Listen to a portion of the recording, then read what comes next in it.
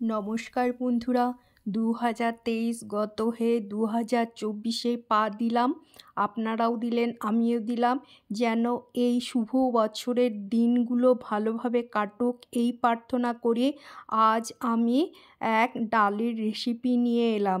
তবে এই রকম ডালের রেসিপি থাকলে গরম গরম ভাতের সাথে আর কোনো সবজি লাগবে না। চলুন তাহলে কি কি নিয়ে নিলাম আর আমার সাথে থাকুন, দেখতে থাকুন।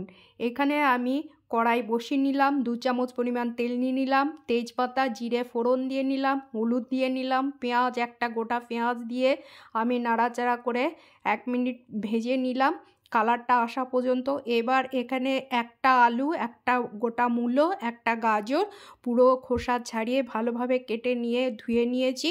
এবার পরপর এইগুলো দিয়ে নিলাম, যেহেতু এই সবজিগুলো একটু শক্ত।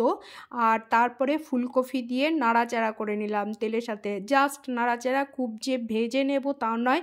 এর মধ্যে টমেটো দিয়ে নিলাম, 2টো টমেটো নাড়াচাড়া করে নেব টমেটো দিয়ে।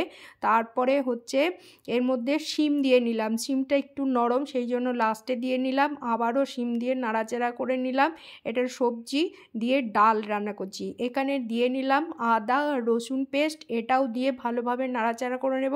আদা রসুনের গন্ধটা চলে যাবে, তো সেই জন্য ভালোভাবে নাড়াচাড়া করে 1 চামচ হলুদ দিয়ে নিলাম।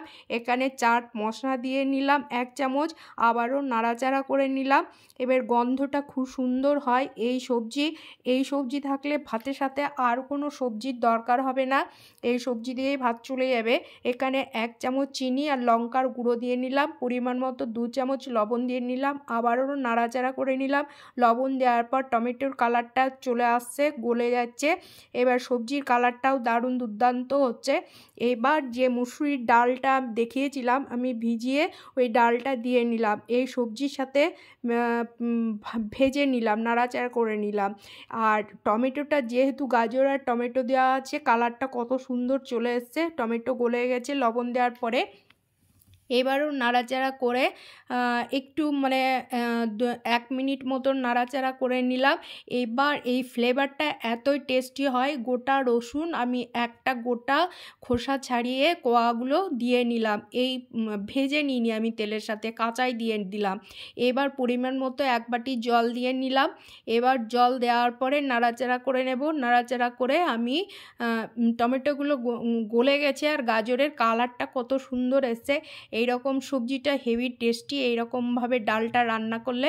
আমি ডালের সবজির সাথে ডালটা ভেজে নিলাম। এবার কাঁচা লঙ্কা পাকা লঙ্কা দিয়ে নিলাম, মটরশুঁটি দিয়ে নিলাম।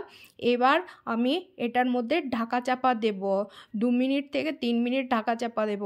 এবার ফিরে আসবো, এর মধ্যে আমি ধনেপাতা দিয়ে নিলাম, ঢাকা তুলে নিলাম। ফিরে আসার পর আমি যে ধনেপাতা দেখালাম ওই ধনেপাতা উপর থেকে ছিটিয়ে দেব।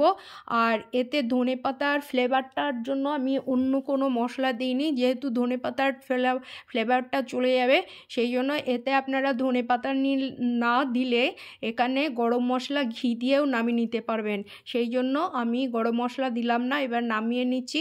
কালারটা কত সুন্দর টেস্টি আর দুর্দান্ত কালার।